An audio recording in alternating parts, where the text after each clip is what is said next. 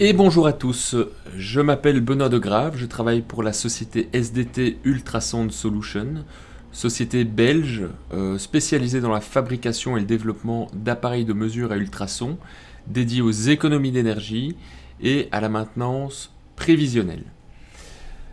Alors j'ai le plaisir aujourd'hui de vous retrouver pour débattre d'un sujet qui est la lubrification intelligente, ou plutôt pour vous présenter un sujet.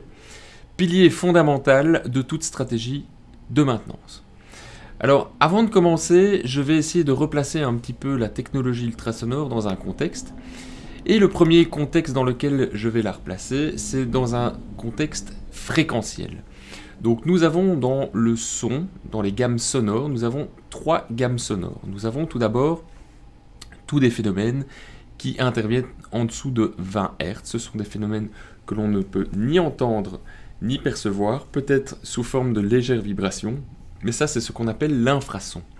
Nous avons ensuite de 20 Hz à 20 kHz le son audible, donc là c'est l'ensemble des bruits que l'on peut entendre avec les capteurs que nous a donné Dame Nature qui sont les oreilles. Au-dessus de 20 kHz, nous retrouvons la gamme ultrasonore, et chez SDT nous avons des capteurs de technologie piézoélectrique qui sont sensibles à une fréquence, à une bande de fréquence de 38,8 kHz.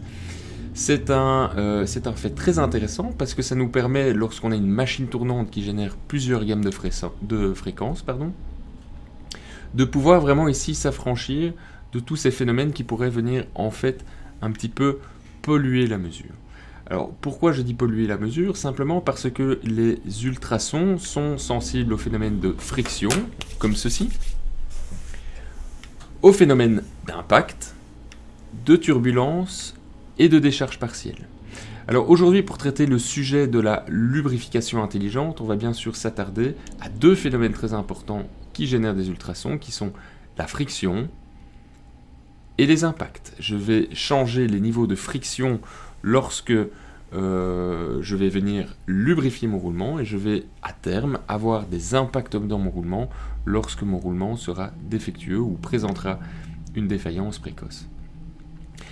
Alors, une des particularités des appareils SDT, c'est de travailler sur le principe que l'on appelle l'hétérodynage, qui consiste à ramener un signal ultrasonore inaudible à l'oreille en fréquence audible dans le casque d'écoute. Donc pour cette raison, vous voyez toujours un opérateur avec un casque d'écoute. C'est l'approche numéro 1, c'est la plus simple et la plus intuitive, mais c'est aussi celle qui fonctionne le mieux. On a tous déjà eu une approche un petit peu sensitive sur nos machines. Quand on veut implémenter de la maintenance prévisionnelle, la première chose qu'on va faire avec notre machine, c'est la toucher ou l'écouter, soit avec un stéthoscope, soit avec un tournevis, ou encore la toucher à la recherche de vibrations ou de température anormale. Alors, je vous disais que la friction générait des ultrasons. Alors, pour vous donner ici une petite idée de la sensibilité des capteurs SDT et de la technologie ultrasonore, j'ai ici une toute petite démo d'ordre scientifique pour vous montrer le niveau de sensibilité à la friction. J'ai mon capteur qui est posé sur un radiateur, par exemple.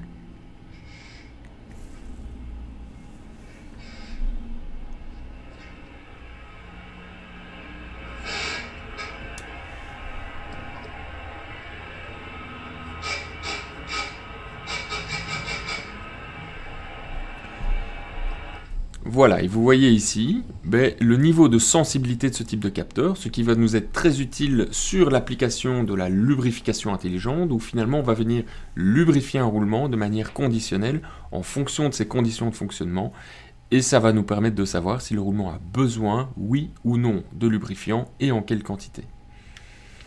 Alors quand on est un petit peu plus loin dans le stade de la défaillance, on va avoir l'apparition de micro-impacts qui seront à terme des impacts plus gros et qui vont eux-mêmes générer de l'ultrason dans un premier temps et ensuite de la vibration. Alors pour vous donner à nouveau une idée du niveau de sensibilité des ultrasons aux impacts, j'ai ici enregistré une petite vidéo de démo avec une montre.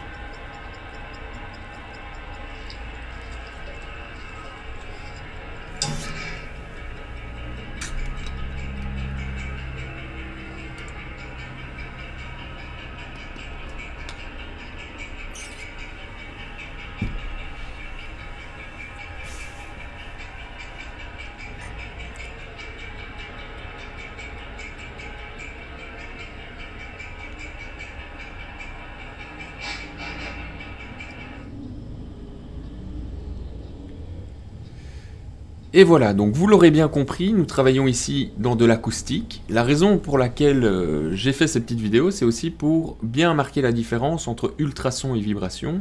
Ultrason, on est dans de l'acoustique haute fréquence, de la vibration, généralement ce qu'on enseigne à l'école, on cherche la vibration physique d'une machine.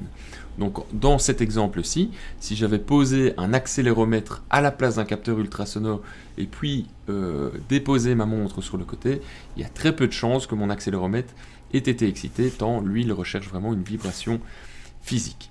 Alors je vais maintenant, après avoir placé ici l'ultrason dans un domaine fréquentiel, je vais maintenant le placer dans un contexte de maintenance prédictive, comme Karim aime l'entendre. Alors, l'enjeu de la maintenance prévisionnelle, bien évidemment, c'est de pouvoir détecter des défaillances de manière très précoce. Et ici, je vais un petit peu placer l'ultrason au sein de toutes les technologies qu'on a à disposition pour implémenter de la maintenance prévisionnelle et sur un cycle complet d'une machine. Donc, on a cette courbe qui s'appelle la DIPF courbe, qui reprend le cycle de vie complet de ma machine. Entre D et I, on va avoir un ingénieur qui va dessiner la machine. Donc on va s'assurer que la machine soit la plus rationnelle possible avec des bonnes cotes. Entre I et P, on va d'abord installer la machine. Donc la machine a été fabriquée et on la met en fonctionnement sur un site. Ce qui va se passer dans cette zone, c'est ce qu'on va appeler la maintenance proactive. On va mettre en place un tas de choses pour éviter de tomber sur P, qui est la défaillance précoce. Et ces maintenances proactives vont être de l'ordre, par exemple, de l'alignement laser, retirer les bas lourds, mais également l'ultrason, parce que pour nous, la défaillance précoce d'une machine, c'est le moment où on a une réduction du film de graisse et donc une élévation de la friction. Une fois qu'on va passer de l'autre côté de P, ça veut dire qu'on aura un marquage sur l'élément roulant, donc on ne pourra plus corriger le tir. On aura bien sûr des impacts ultrasonores, on aura également à terme de la vibration, du son audible qu'on peut détecter avec un stéthoscope ou un tournevis, de la chaleur que l'on peut suivre avec un capteur de température, et puis finalement la défaillance complète qui va arrêter la machine. Donc ici, l'intérêt de travailler en amont, c'est bien sûr de se dégager un maximum de temps après, ici, dans cette zone-là, pour pouvoir opérer une maintenance efficace. Alors, le contexte de la lubrification, quel est-il? Selon les fabricants de roulements, on en apprend que seulement 10% des roulements atteignent leur durée de vie initiale et donc 90% des roulements tombent en défaillance précoce. Alors, ils attribuent généralement cela à des problèmes de pratique de graissage, à savoir mauvaise graisse employée, surgraissage ou sous-graissage. Ces informations, on les retrouve en faisant une AMDEC ou un RCA, Root Cause Analysis, en identifiant la cause racine de ces défaillances. Donc on peut en même temps se dire, en reprenant cette même statistique, que 90% du temps, quand on fait du condition monitoring, donc du suivi vibratoire ou température ou ultrason, mais bien souvent c'est simplement pour observer les dégâts que font la lubrification. Alors on peut s'amener à se demander, tiens, comment se fait-il que ces chiffres soient si mauvais? Et pour expliquer cela, il y a bien sûr les mythes et les mauvaises pratiques liées au graissage. Alors j'en ai compilé quelques-uns, c'est un peu plus court que d'habitude, mais ça nous permettra de bien poser le contexte. Alors voici des petites compilations d'exemples que j'ai pu prendre à travers le temps, chez des clients et des prospects. Ici c'est un exemple que je rencontre de temps à autre, du style « Nous n'avons pas de plan de graissage, c'est bien trop compliqué à organiser, nous préférons refroidir nos roulements et machines stratégiques avec de l'air comprimé. »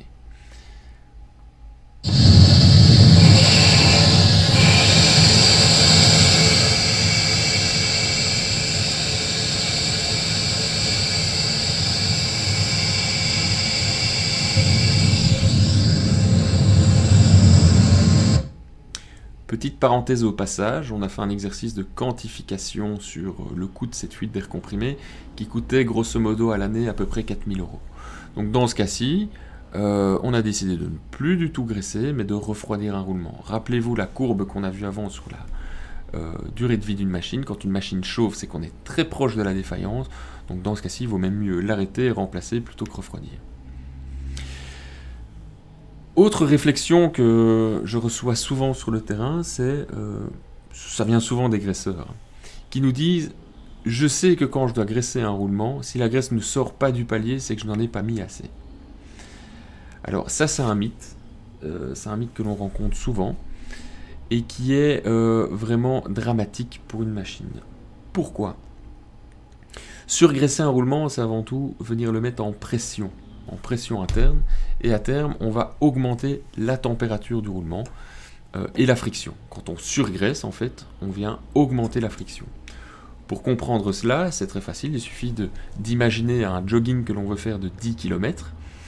Ce jogging, on arrivera facilement à parcourir les 10 km si on court dans 3 cm d'eau, mais si on court avec l'eau jusqu'ici, on n'y arrivera jamais tant l'effort demandé sera important. Autre problématique liée au surgraissage, c'est le phénomène de microcavitation que l'on rencontre à l'intérieur de l'élément roulant. Donc j'ai ici ma bille qui est entre la bague intérieure et la bague extérieure. Lorsque j'ai une lubrification optimale, je vais avoir un film de graisse qui va ressembler à peu près à ceci, qui va se déposer devant et derrière ma bille et qui va permettre d'éviter les contacts métal-métal avec soit ma bague intérieure, soit ma bague extérieure. Lorsque je viens surgraisser mon roulement, je vais avoir un dépôt de graisse qui va être ici beaucoup plus important, à l'avant et à l'arrière. Et avec la force centrifuge, cela va générer un phénomène de microcavitation, ce qui va accélérer, si vous voulez, l'apparition d'une défaillance précoce sur ma machine tournante. Donc le surgraissage, c'est catastrophique pour les roulements, donc il faut vraiment s'enlever ça de la tête. Quand on graisse, on n'attend pas que ça sorte des paliers. Autre remarque curieuse que j'ai déjà pu avoir, celle-ci venait d'une cimenterie dans laquelle il y a beaucoup de poussière. Et la remarque était comme suit: un petit grain de sable ne peut pas faire de mal à mon roulement. Pas tout à fait d'accord. Alors, pour rappel, ici c'est une coupe frontale de mon palier. Et donc on voit ici, j'ai mon roulement à l'intérieur, j'ai ma bague inférieure qui est ici, enfin ma bague intérieure, pardon, et ma bague supérieure de mon roulement. Et ici on voit en plus clair, c'est l'épaisseur de film de lubrifiant. Alors sachez pour information que l'épaisseur moyen du film de lubrifiant est d'à peu près 5 microns. Donc c'est assez petit quand on a une lubrification optimale. La taille d'un grain de poussière ou d'un grain de sable qui est visible à l'œil nu, donc sans microscope, la taille est de l'ordre de 50 microns, à savoir 10 fois l'épaisseur qu'il existe de lubrifiant entre les éléments roulants, bague extérieure, bague intérieure. Donc, pour répondre à cette question, tu ne penses quand même pas qu'un petit grain de sable va venir endommager mon roulement? Si, absolument. La contamination de la graisse est l'une des causes principales de défaillance de roulement. Alors, je vous en parlais tout à l'heure, cet exemple et cette remarque venaient d'une cimenterie, comme on voit ici.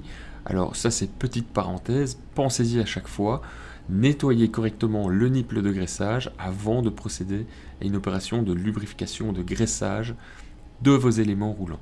Cela permettra à terme d'augmenter drastiquement la durée de vie de ce roulement. Alors la contamination de la graisse, j'utilise souvent cette représentation, c'est clairement ça. C'est venir mettre des impuretés sur le chemin du roulement, sauf qu'ici dans cet exemple, ma voiture a de la chance d'avoir des amortisseurs et de ne pas être pris en étau entre une bague intérieure et une bague extérieure, comme ça peut être le cas pour un roulement qui lui en plus tourne en rond. Donc à chaque passage des éléments roulants sur la contamination, on va créer de la fatigue aussi bien sur les billes que sur les pistes du roulement.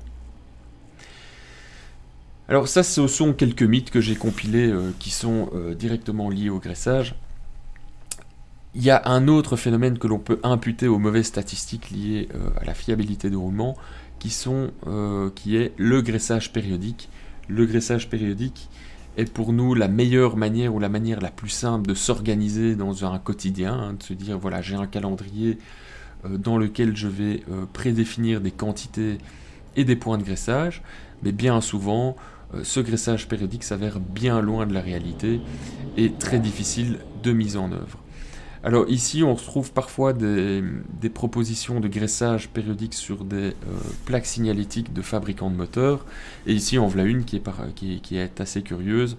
Comme on le voit ici, le fabricant du moteur propose de venir toutes les 3068 heures avec 32,7 grammes de graisse. Alors, le fabricant de ce moteur, on ne sait pas dans quelles conditions il a calculé ces périodicités de graissage, mais si on change un tout petit peu les paramètres, ne serait-ce que la vitesse, les changements de température entre le jour et de la nuit, la charge, toutes ces choses auront une incidence énorme sur les quantités de graissage ainsi que sur la périodicité de relubrification. Donc il faut surtout éviter de suivre bêtement, entre guillemets, les préconisations de graissage reprises sur les plaques signalétiques du roulement et plutôt s'orienter vers un graissage basé sur les conditions réelles de la machine.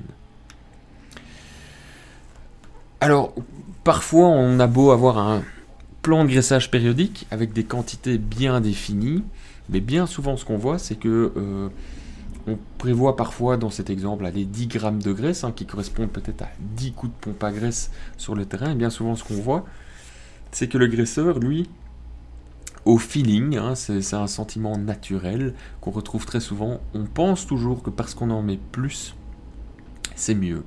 Et non, pas du tout. Voilà les dégâts que ça peut faire à long terme. Dans cet exemple, on voyait que c'était 10 grammes de graisse, mais que le graisseur se disait, non, si on en met 12, ce sera un petit peu mieux, ça tiendra plus longtemps. Enfin, ce sont des mythes, des mauvaises pratiques.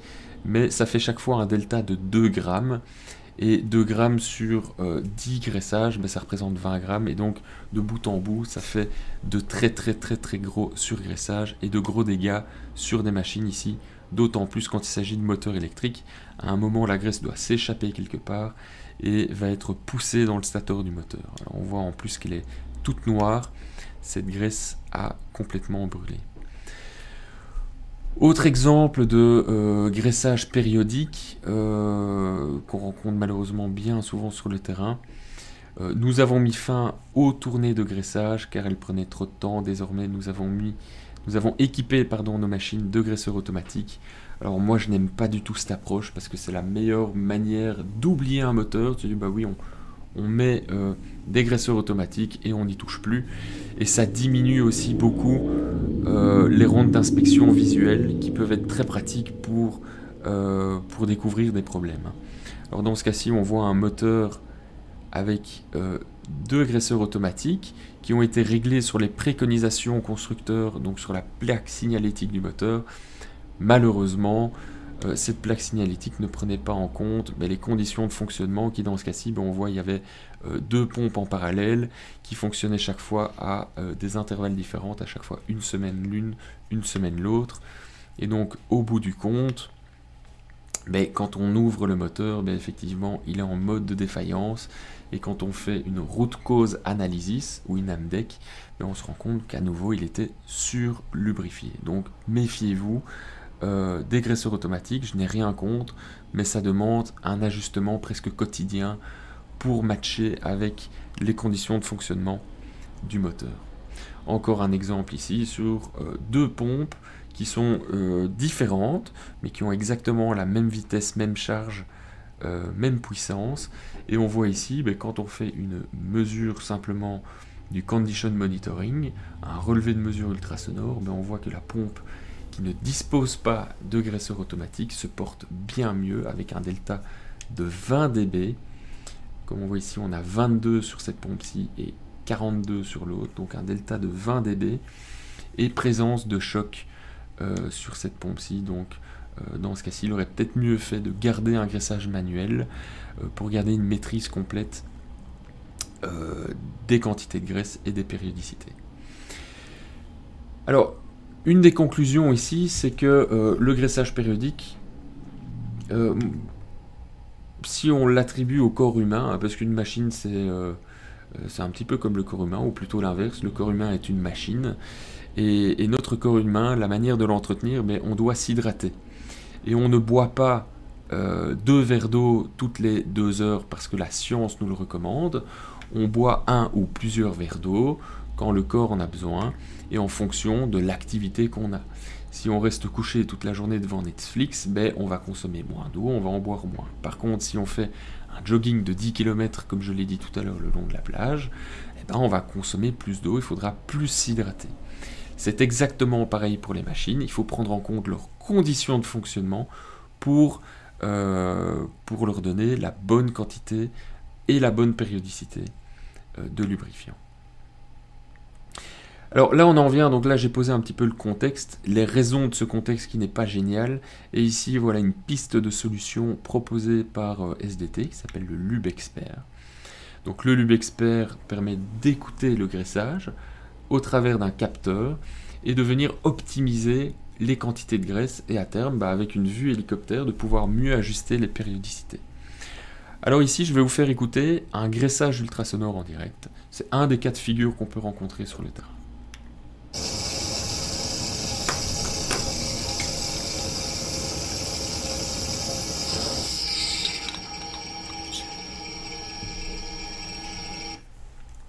Alors, dans cet exemple, ce qu'on entend, c'est un signal un petit peu râpeux au début, hein, comme on le voit ici, à cet endroit-là, celui-là, ici, et ici, voire encore là.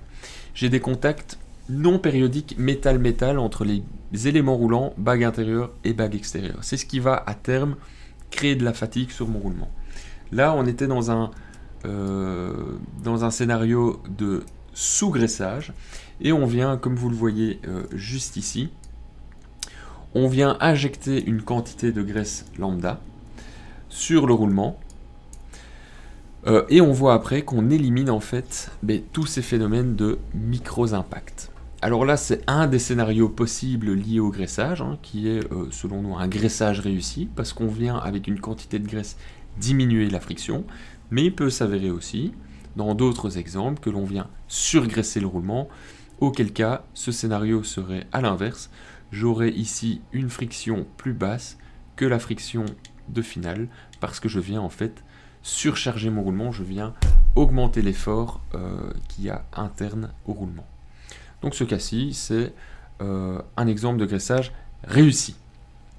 Alors il existe beaucoup de scénarios différents que l'on peut facilement collecter sur le terrain. On a 45 ans d'expérience, mais l'idée c'était de se dire, bon, SDT a cette expérience, elle a ce knowledge, comment on peut le transmettre aux techniciens agresseurs du monde entier. Alors la meilleure manière de faire, c'était de modéliser tous ces scénarios sous forme d'algorithmes, et de mettre, si vous voulez, ces algorithmes dans un appareil qui va finalement accompagner le graisseur au quotidien lors de ses tournées de graissage.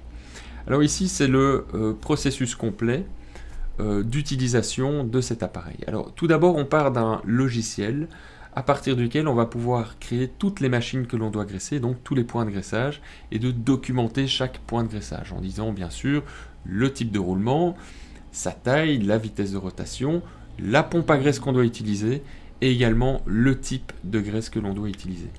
Une fois que l'on a créé, si vous voulez, cette base de données, on va transformer ça en un ordre de travail que l'on va mettre dans l'appareil, et puis on va donner cet appareil au technicien agresseur qui va suivre sa route de graissage jusqu'à identifier le bon point de graissage.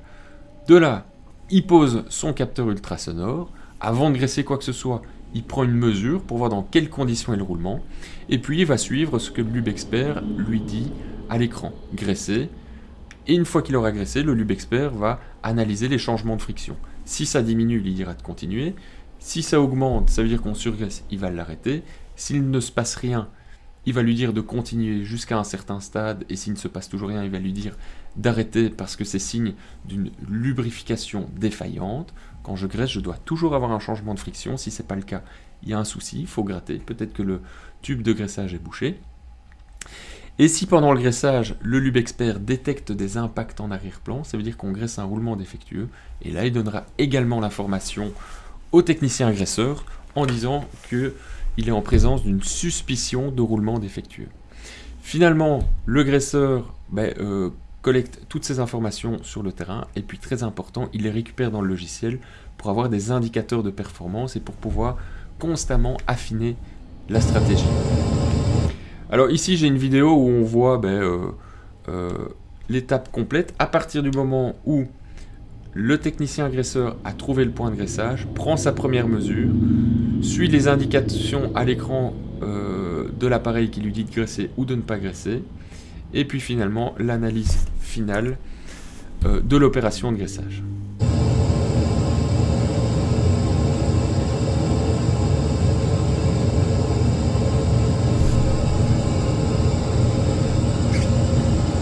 Moi, l'avantage de ce faire, c'est pas besoin de tenir.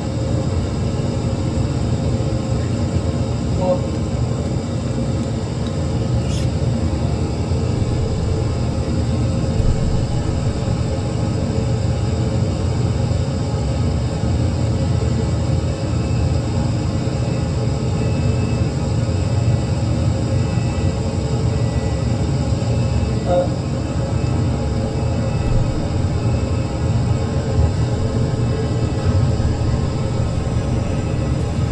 Alors là ici vous voyez que l'appareil demande de patienter avant de reprendre une mesure. Pourquoi il demande de patienter? Parce qu'il attend que la graisse se répartisse complètement sur le roulement avant de reprendre une mesure. Et dans ce cas-ci, bon, on était sur une surlubrification. Alors on ne voit pas dans la vidéo l'écran de fin. Je salue Patrick d'Interflon au passage. On ne voit pas l'écran de fin, mais à la fin du processus de graissage, l'appareil met son diagnostic. Et dans le cas précédent, on était dans une surlubrification, mais ici c'est un autre exemple que j'ai collecté sur le terrain, avec par exemple suspicion de roulement défectueux, à savoir, effectivement le graissage a bien été opéré, on a diminué la friction, on est passé de 39 à 32, mais ici l'appareil attire l'attention en disant faites gaffe, en arrière-plan il y avait du choc, donc peut-être qu'on a graissé un roulement défectueux. À ce stade-là, pas de panique, ce sera consigné dans une alarme automatique qui remontera dans le logiciel. Donc vous voyez ici, j'ai une alarme rouge qui me dit attention, il y avait, comme vous le voyez ici en dessous, une défaillance de roulement suspectée. Et donc, il serait bien d'aller un petit peu plus loin pour gratter. Alors peut-être que je n'irai pas tout de suite gratter à l'instant T, mais peut-être qu'au prochain plan de graissage, quand je retournerai avec mon appareil, si à nouveau j'ai une alarme, eh bien là je commencerai à me poser des questions et j'irai un petit peu plus loin, toujours dans un objectif de diminuer le temps d'arrêt machine et d'anticiper les pannes.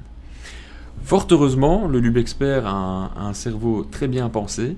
Quand il a des alarmes de statut, comme vous voyez ici, j'ai eu à plusieurs reprises défaillance de roulement suspectée, j'en ai eu 2 ici, eh bien l'appareil va, à l'insu du technicien graisseur, collecter des informations plus poussées pour pouvoir faire une analyse par un fiabiliste. Cette mesure plus poussée est une mesure temporelle où je vais pouvoir visualiser le signal et calculer une fréquence de défaut et fréquentielle. Je vais vous la montrer juste après, mais avant je vais terminer sur cet écran. Alors on voit plusieurs choses sur cet écran parce que c'est très important d'avoir des indicateurs de performance et de suivre tout ce qu'il est fait sur le terrain en continu. Donc je sais ici à chaque fois le nombre de coups de pompe à graisse que j'ai mis, à quoi ça correspond en quantité. J'ai bien sûr mes alarmes. J'ai finalement ici, par point de graissage, des indicateurs de performance, à savoir ici je sais que 50% du temps j'ai une suspicion de roulement défectueux, donc là ça commence vraiment à urger, il faut que j'aille faire quelque chose. J'ai 16% du temps une surlubrification, 16% du temps j'ai annulé le processus en cours de route. Et pourquoi? Peut-être parce qu'il y avait un risque de sécurité, donc ça c'est autant d'informations du terrain qui peuvent remonter. Et ici finalement je retrouve tous les indicateurs avec les quantités de graisse, mes valeurs ultrasonores, une courbe de tendance complète que je peux agrandir ici, elle est en toute petite donc des informations se chevauchent mais je peux l'agrandir, ma cinématique de machine, etc. etc. J'en reviens à mon exemple ici, suspicion de roulement défectueux, pas de souci, dans ce cas-ci je vais changer de mode de mesure, automatiquement, l'appareil aura pris un signal temporel et fréquentiel que je vais pouvoir écouter, chose qu'on va faire tout de suite, je vais mettre un peu de son.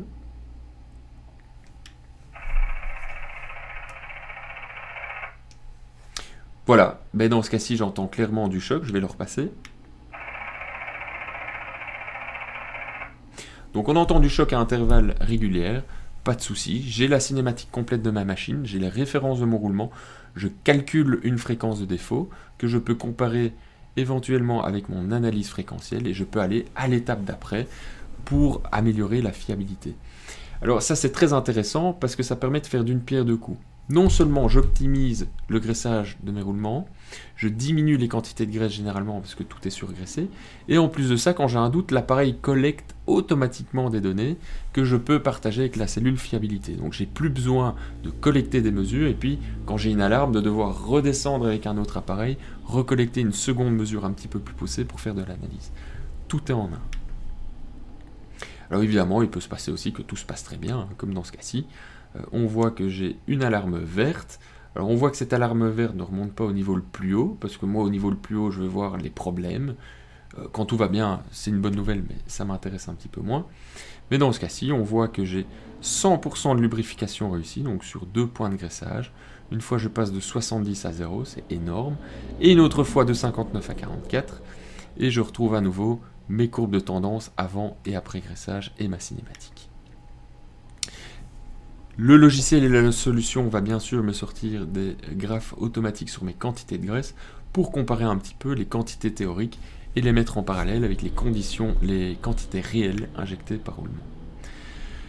Alors un exemple concret ici, chez l'un de nos clients au Canada qui avait 1000 moteurs et 150 casses par an, donc ce qui est plutôt énorme, hein. On voit ici les photos du cimetière de moteurs que qui pouvait emmagasiner sur une année. Une AMDEC réalisée et surgraissage identifié, avec, vous avez vu les photos précédemment, de nombreux stators de moteurs qui sont grillés parce qu'on a de la graisse à l'intérieur. Implémentation de la solution LubExpert, non pas sur l'ensemble des 1000 points de graissage, mais on en avait sélectionné que 400. C'est important de voir grand et de commencer petit. Et qu'est-ce qu'on a pu observer? Que la première année où ils avaient 150 casses moteurs par an, après la première année on était à 25 casses, finalement à 8 casses après 3 ans et 10 casses après 4 ans. Et ces casses étaient attribuées à des problèmes de barre de rotor. Donc on voit ici qu'on est vraiment rentré dans une zone de stabilisation à partir de la 3e année où on a pu clairement éliminer la cause racine du problème qui était le surgraissage. Alors je finirai cette présentation simplement en vous disant, en anglais les pompes à graisse on les appelle des grease guns. Et on a l'habitude de dire que grease gun don't kill bearings, people do. Donc les pompes à graisse ne cassent pas les roulements, ce sont les gens qui sont derrière et qui l'utilisent. Et que si on pense qu'il faut toujours prendre de la hauteur et que si l'on pense qu'un plan de graissage consiste à lubrifier des machines, alors on se situe ici tout au-dessus de l'iceberg. Et finalement on ne voit pas grand-chose des dégâts que ça peut occasionner. Si on pense que un plan de graissage, c'est un suivi actif des actions de graissage, alors là on prend un petit peu de hauteur et on peut se décaler, et là on observe une partie un petit peu plus importante de l'iceberg. Tout ça on peut le faire avec de la technologie sans aucun problème. Finalement, si on se met totalement sur le côté, ça nous permet de voir une vue complète de l'iceberg. Et là on rentre vraiment dans l'intitulé de ma présentation qui s'appelait lubrification intelligente, pilier stratégique de fiabilisation, de toute stratégie de fiabilisation, excusez-moi, j'accélère parce que je vois qu'on vient de dépasser les 30 minutes. À partir de ce moment-là, et seulement à ce moment-là, on peut engager de l'implémentation de la technologie, mais on peut aussi opérer un changement culturel, et on va rentrer vraiment dans une organisation avec des machines fiables. La lubrification est le pilier fondamental de toute stratégie de lubrification. Nous sommes des LubExperts, l'êtes-vous. Donc, je m'appelle Benoît de Grave, cette présentation était pour Innova Maintenance. Vous pouvez me recontacter aussi bien sur LinkedIn que par email, vous avez toutes mes informations ici. Je vous remercie pour votre temps. On va maintenant avoir 15 minutes de questions-réponses, donc n'hésitez pas à me solliciter. Je vous souhaite une bonne journée et à très bientôt.